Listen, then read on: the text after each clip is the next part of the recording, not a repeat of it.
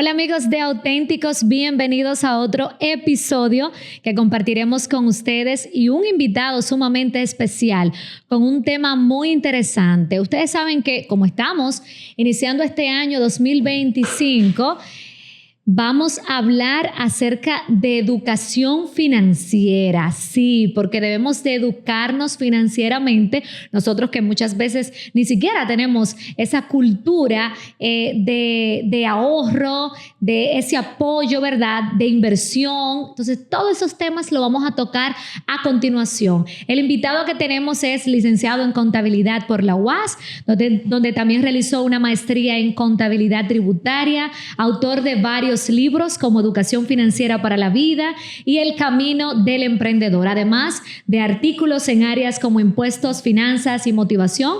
En el ámbito laboral, actualmente se dedica a la asesoría en contabilidad, finanzas y emprendimiento, así como en la docencia en la UAS y la Universidad OIM. Con nosotros, el licenciado Andy Durán, hablándonos sobre el tema educación financiera. Hola Andy, ¿cómo estás? Hola René, muchas gracias, de verdad que sí, por la invitación a tu podcast. Es muy interesante. Así como tú dices, un año que estamos empezando, sí, realmente para planificarnos, porque estamos en lo que se llama como una resaca financiera. Me hablabas de eso por teléfono, sí, cuando te llamé y tú me dijiste, sí, estamos en un momento donde estamos recibiendo como una resaca financiera. ¿A qué se debe esa resaca? Bueno, fíjate, muchas personas en diciembre es un mes de mucha gozadera, de mucha fiesta, pero también de muchas gastaderas. Sí. Es como el que amanece el 31 de diciembre, que el primero está apagado, o sea, tiene muchos sueños, se siente un poco, bueno, siente como lo... Es el día festivo, de verdad. Exactamente, sí. Pero el mes de enero es muy largo. Y naturalmente un año empieza a desarrollarse poco a poco. O sea, ya a partir de marzo que empieza la economía a fluir, como se dice. Sí. Entonces, uno viene a decir, ahora, wow, ¿cuánto dinero yo he gastado? Un ejemplo, ¿cuánto yo hice, gastos, incurrí, que no lo planifiqué? Porque en diciembre, naturalmente, uno incurre en gastos que muchas veces no tiene planificado. Porque a veces tú abres el closet y dices, bueno, yo quiero cambiar mi ropa, por ejemplo. Se recuerda que antes teníamos la tradición de estrenar, sí, ¿verdad? Sí. Pero también te invitan a fiesta que tú compras un vestido específico para ir a esa fiesta.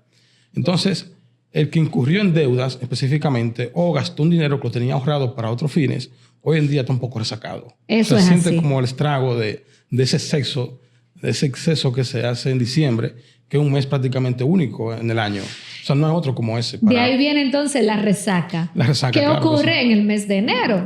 Exactamente. O sea, al otro día de nosotros tomar la resaca. Entonces, el siguiente mes de diciembre viene la resaca. Entonces, ¿cuáles son esos errores más comunes que cometemos en el mes de diciembre que nos llevan a iniciar el año con problemas financieros? O sea, yo sé que hay muchos errores, pero ¿cuáles son esos principales? Bueno, en primer lugar, uno tiene muchos errores como ser humano en todo.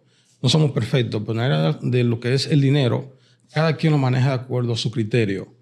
Pero aquí lo que nos falta es de educación y de cultura financiera. Entonces, no importa quizá el mes en que estemos hablando. Obviamente, nos referimos al mes de diciembre, que es el recién pasado, el que cierra el año. ¿Qué ocurre? Por ejemplo, como se recibe mucho dinero, específicamente los que trabajan por salario, que reciben doble sueldo, pues naturalmente encuentran que tienen más dinero que el que con el que contaban en meses anteriores.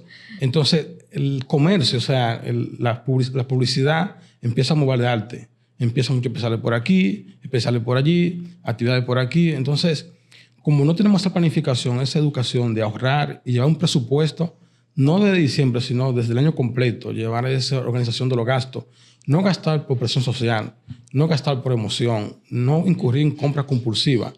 Entonces... aprender a decir que no, también yo le agregaría. No, exactamente, sí. Y sobre todo, saber que diciembre, aunque se cierra un año, no se acaba la vida. O sea, uno puede saberse manejar con lo poco, con lo mucho, y de esa manera, pues, no estar ya en enero pensando, un ejemplo, en dolor de cabeza de lo que uno hizo, por ejemplo, en diciembre, que debió hacerlo con moderación. O sea, con prudencia. No es que uno deje de hacerlo, porque naturalmente la celebración de las fiestas navideñas, de actividades, de compartir con amigos. Es que son tantas cosas. Sí, muchas cosas. Por ejemplo, que tú le compras la ropa a los hijos, que tú pintas la casa, o sea, que te vas de viaje, que organizan actividades, encuentros entre familias, que muchas veces tú, por no decir que no, como tú así mismo lo planteas, pues termina, por ejemplo, por complacer. Y muchas veces tú no estás en la condición económica de dar tarjetazo, un ejemplo. Que la gente dice, bueno, yo voy a un tarjetazo ahora en diciembre, lo pago en enero o lo pago en febrero. Pero resulta que quizá con lo que tú contabas para enero no es así. Y más, un ejemplo, que en enero, por lo regular, se produce una inflación en muchos artículos y servicios.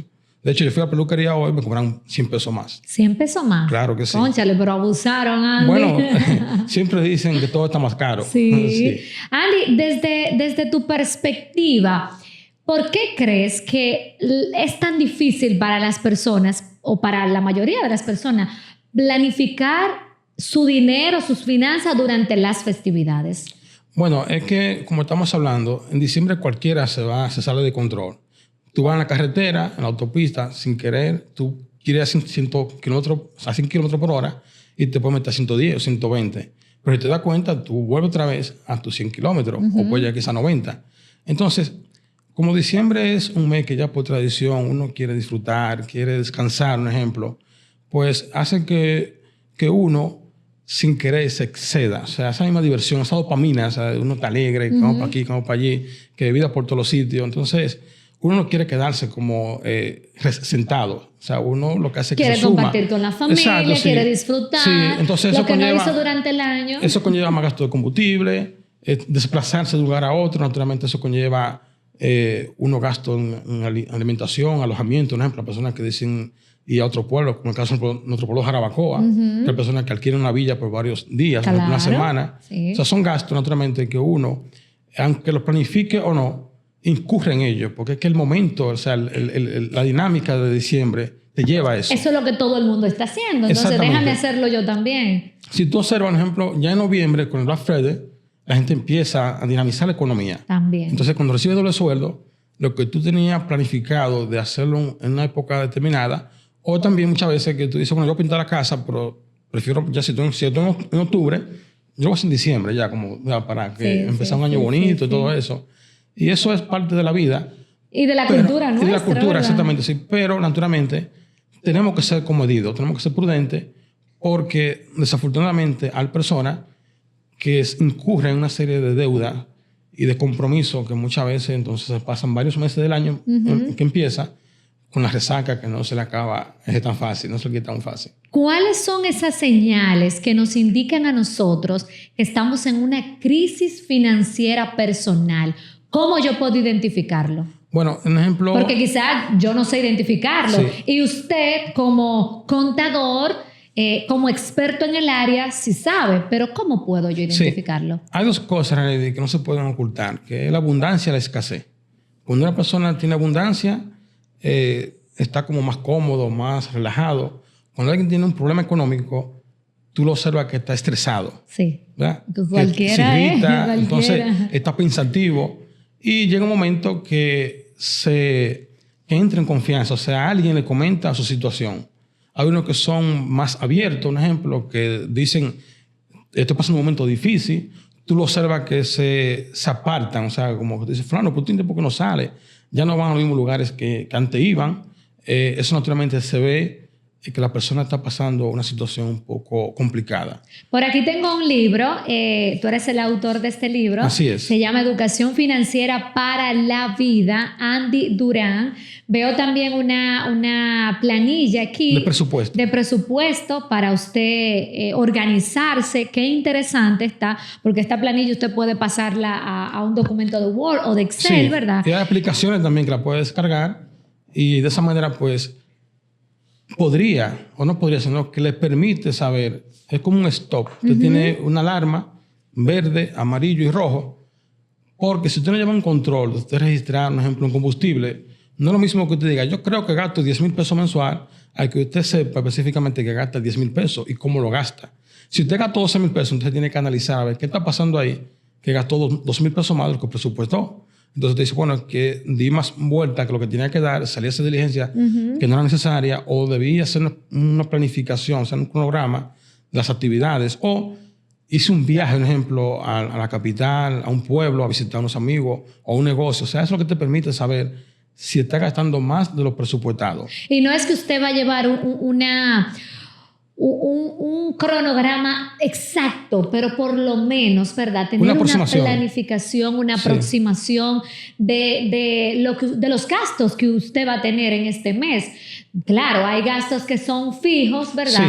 Hay otros que son variables. Sí. Porque salí el fin de semana con unos amigos a tomarme unos traguitos, pero usted sabe hasta dónde puede excederse. Si usted sabe que lo máximo que puede gastar, que puede invertir ese fin de semana son 5,000 pesos, pues no se exceda, porque entonces eso le va a provocar un problema a final de mes. Sí, precisamente un ejemplo de presupuesto, una estimación de los ingresos, de los ingresos y los gastos que uno entiende, ¿verdad?, que va a recibir. Exacto. O que va a incurrir. Un ejemplo, usted estima que se va a producir en el mes 100,000 pesos, un ejemplo, para personas que no son empleados, pero también te estima que en su gasto general y administrativo, o sea, sus gastos fijos, por ejemplo, como pago de alquiler de la casa, factura telefónica, factura de celular, que son gastos que uno quiera o no quiera, van a llegar por el mismo monto todos los meses.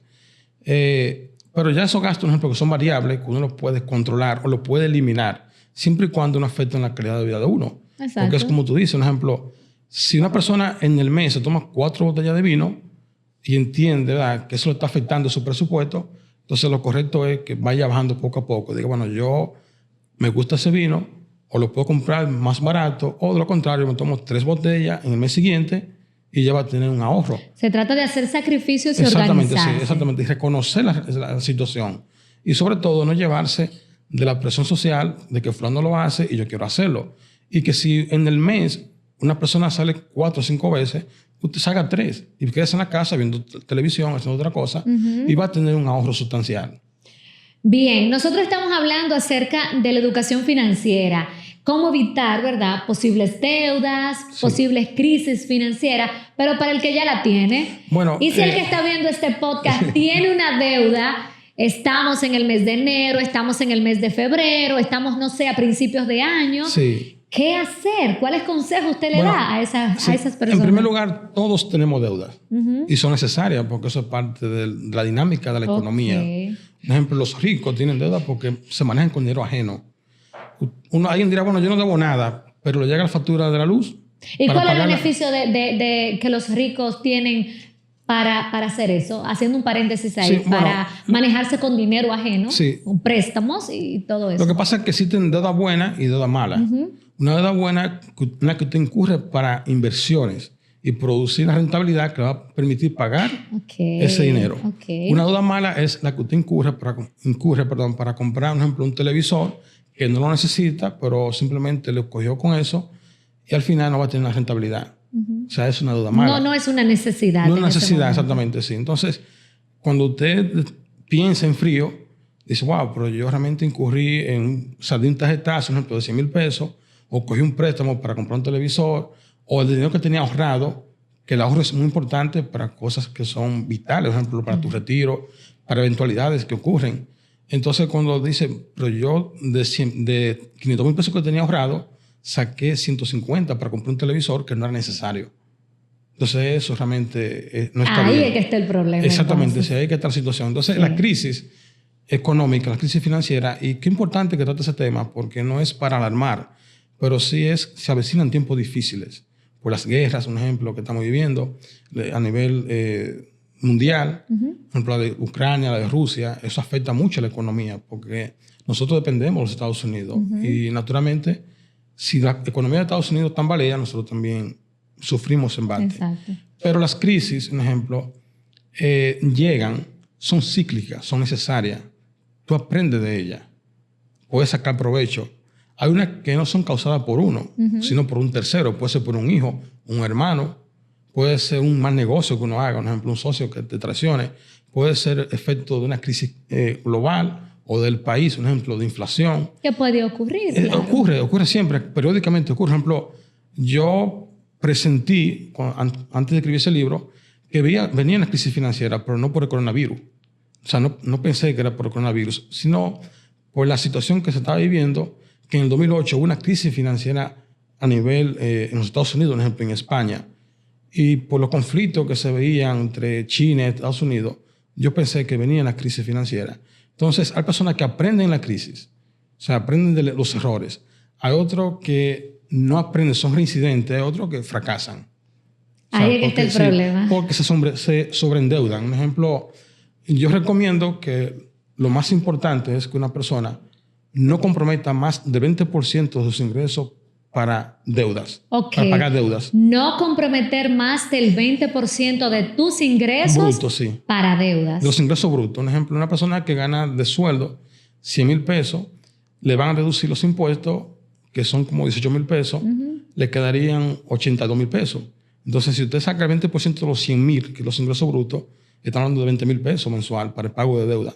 Exacto. O sea, que si se excede ahí, podría llegar a una situación muy complicada. Porque también hay que pensar en el ahorro, que mínimo lo que se recomienda es un 10% de los ingresos brutos. Que alguien no pueda empezar, por ejemplo, con un 10%, ahora que estamos en enero, sea sincero y empiece aunque sea con un 2%. Porque lo importante es empezar y ser constante. Sí. Y poco a poco irlo aumentando hasta que logre llegar al 10%. Y sobre todo, no pensar solamente porque va a llegar el mes de diciembre, sino que sea algo a largo plazo. Yo me imagino que hay personas que están viendo este contenido en estos momentos y están pensando a lo mejor, para él es muy fácil, quizás gana muy bien ahorrar. Él lo dice muy fácil o ella lo dice muy fácil, pero para mí que a lo mejor gana, en el caso de alguien que esté viendo 12 mil pesos mensual, sí, que gana 15 mil pesos mensual, hay muchos casos. Entonces, ¿qué consejo le daríamos a ellos? Bueno, por ejemplo, este libro que yo escribí, Educación Financiera para la Vida, es producto de una mala experiencia que yo tuve. Sí. Sí, claro. O sea, porque los médicos se enferman, a los mecánicos se dañan los vehículos. Y uno aprende. O sea, por ejemplo, yo estudié contabilidad, pero a nosotros no nos enseñan a administrar el dinero propio, sino el dinero ajeno. Okay. Entonces, al pasar ese momento que fue muy difícil, yo entendí que tenía que aprender de eso, o sea, superar y compartir con otros, o sea, orientar a otros. Yo no enseño fórmula aquí para hacerse rico. Simplemente es para que la persona pueda administrar lo poco o lo mucho, sea un peso o más de ahí. Alguien dirá, bueno, yo gano poco dinero, no puedo ahorrar nada, pero yo te digo, coge 10 pesos diarios y tíralo a un sitio como que nada de nada. Porque gastan la famosa alcancía todavía se puede usar. Claro, o sea, que sí, el cochinito. Estás ahorrando, sí, claro. Entonces tú coges 10 pesos diarios para empezar y en el mes son 300 pesos.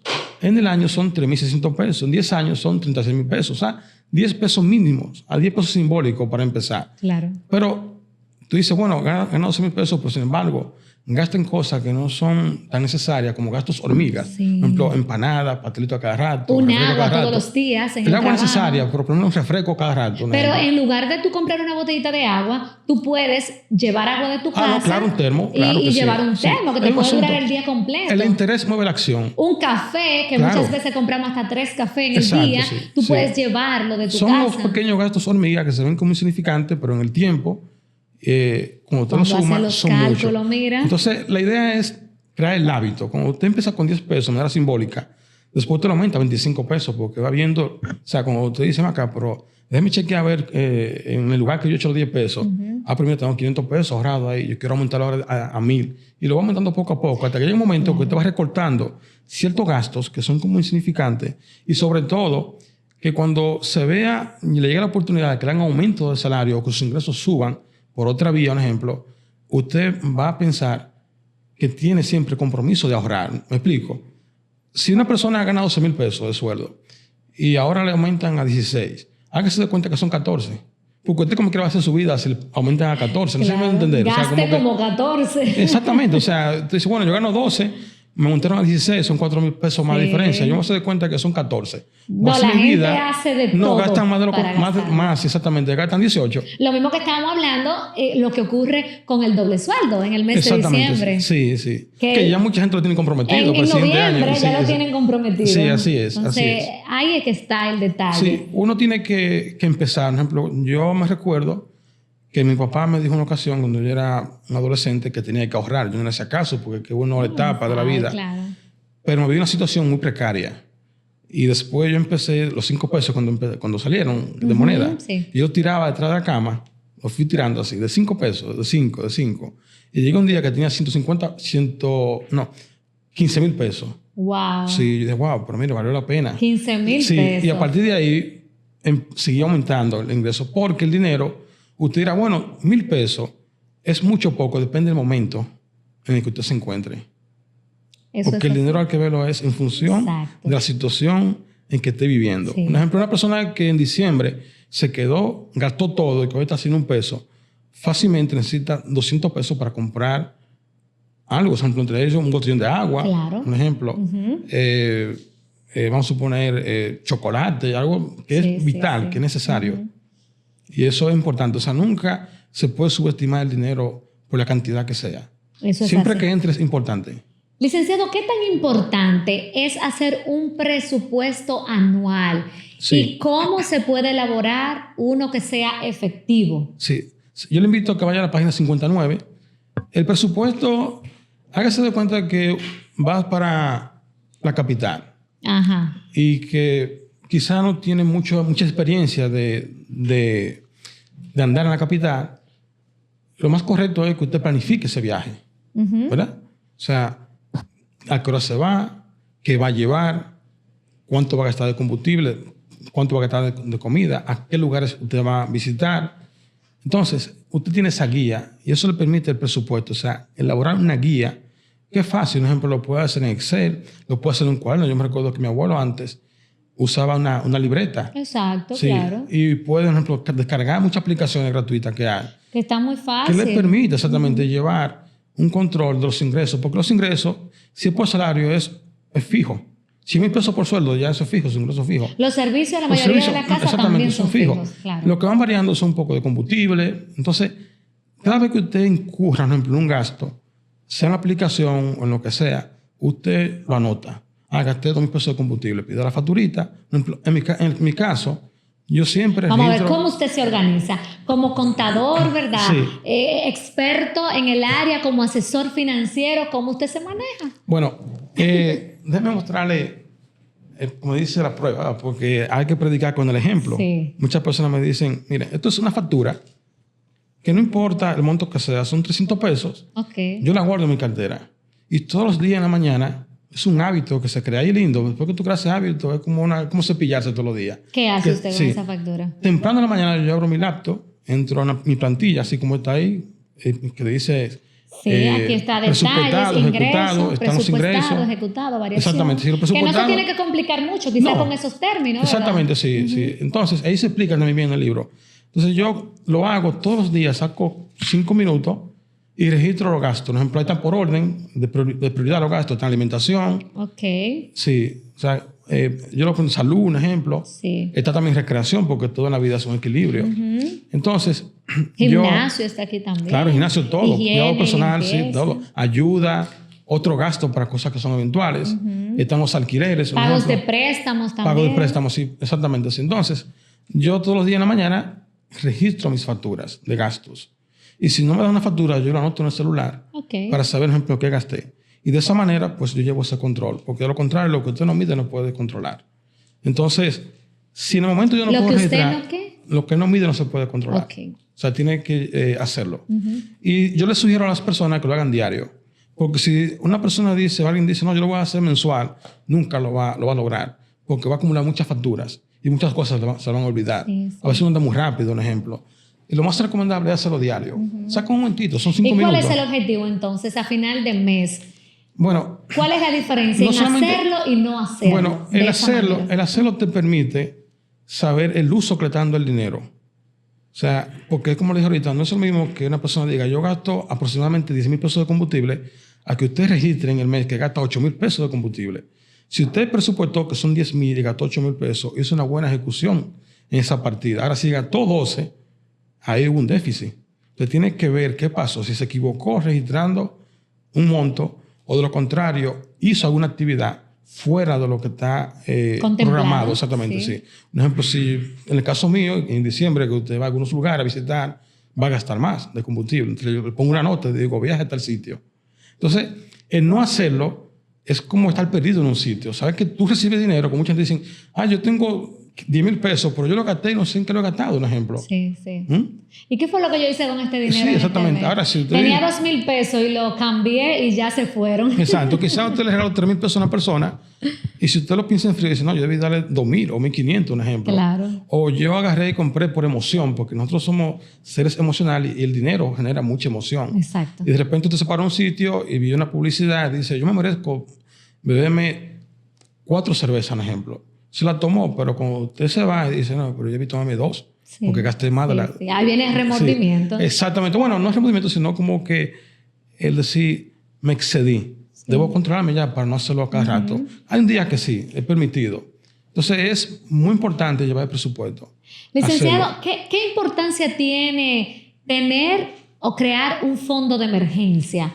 ¿Por qué? ¿Y cómo puede cambiar también nuestra situación financiera? En primer lugar, se plantea, no solamente yo, sino los expertos en materia de educación financiera, que se debe ahorrar como mínimo el 10% de los ingresos brutos mensual.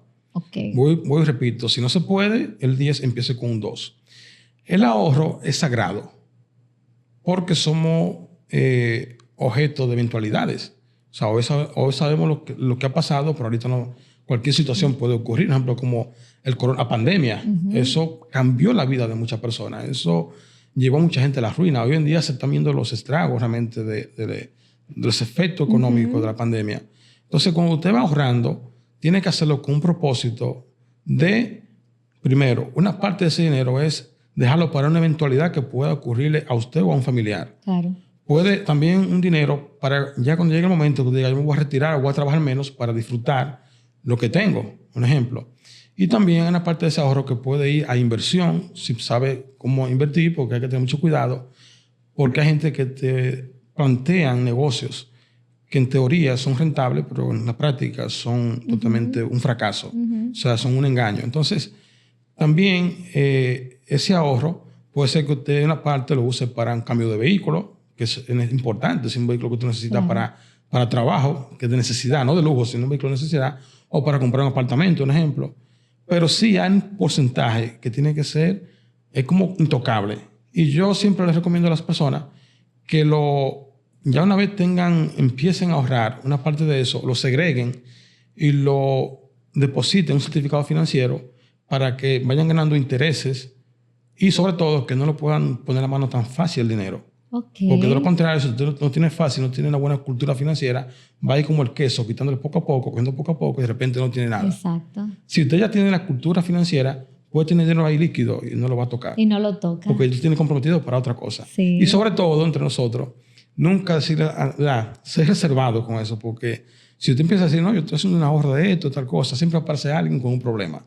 Totalmente. O un amigo, un familiar, mira qué tal cosa. Entonces tiene que ser como un poco reservado, discreto con eso.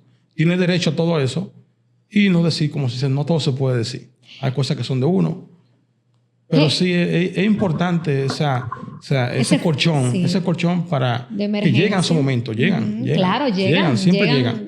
Y no solamente para el que no tiene dinero, sino, por ejemplo, hay personas que tienen inmuebles, tienen mucho dinero en inmuebles, por ejemplo, y a veces necesitan liquidez, el dinero líquido, y tienen crédito en el banco, pero necesitan dinero para rápido, porque se le presentó una situación o una oportunidad de negocio.